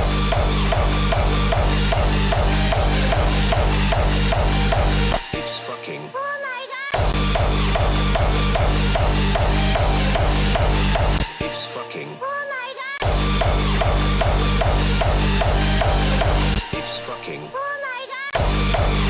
It's fucking. Oh my god! It's fucking. Oh my god! It's fucking. Oh my god!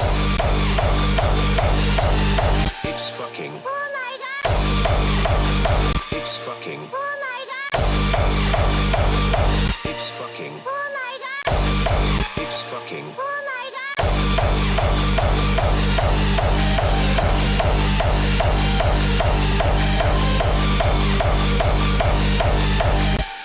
I like that.